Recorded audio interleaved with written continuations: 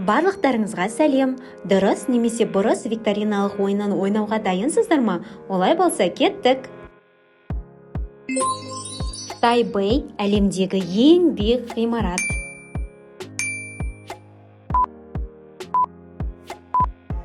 Бұрыс. Тайбэй әлемдегі биік ғимараттардың бірі екені рас, бірақ әлемдегі ең биік ғимарат ол Дубайдағы Бурдж Халифа. Пілдер секіре алмайды.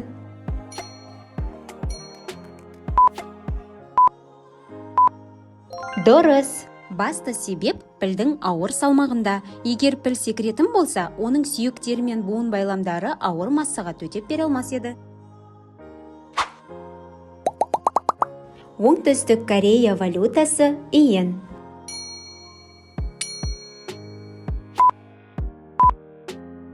Бұрыс. Иен Жапон валютасы, ал оңтүстік Кореяның ұлттық валютасы оңтүстік кореялық вон. Бізді тек аналық масалар ғана шағады.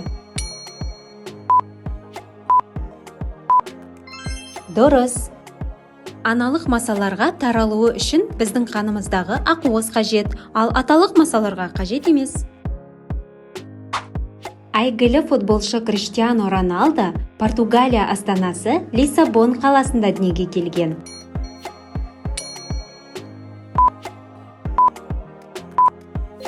Бұрыс.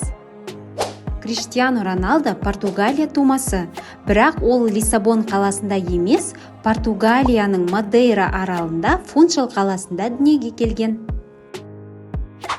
Ертіс өзені Павлодар облысы арқылы ағады.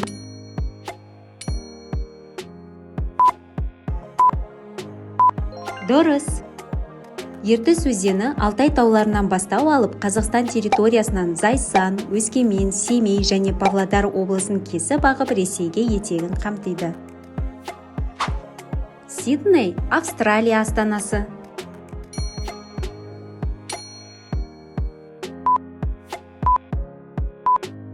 Бұрыс. Сидней Австралияның танымал мәдени қалаларының бірі, ал Австралияның ресми астанасы Канберра қаласы. Картоп ғарышта өсірілген алғашқы көкөніс.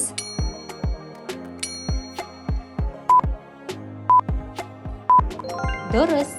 1995 жылы ғарышта Колумбия шаттлында алғашқы рет картопты өсіріп көрді. 22 наурыз халықаралық су қоры күні.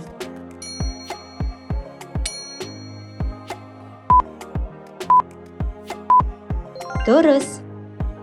1993 жылы Біріккен ұлттар ұйымы бас ассамблеясы 22 наурызды халықаралық су қоры күні деп белгіледі. Кенгуру Австралияның гербінде белгіленген.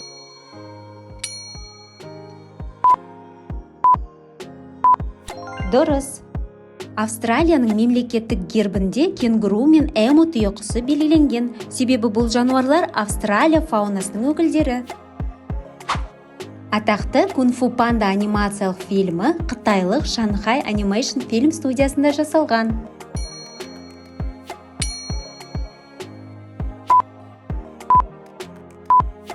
Бұрыс. Кунг-фу панда анимациялық фильмдегі сюжет ежелгі Қытайда орын алғанымен, бұл фильм америкалық DreamWorks анимациялық студиясында жасалған. Күннің шынайы түсі ақ.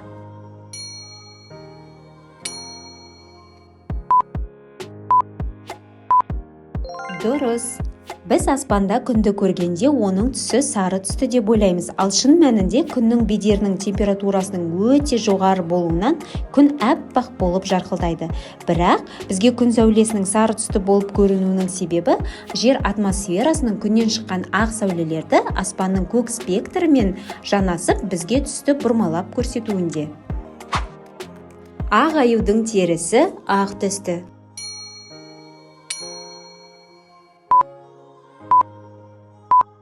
Бұрыс. Ақ аюдың екі қабатты қалың ақ жүнінің астындағы терісі қара түсті болып келеді.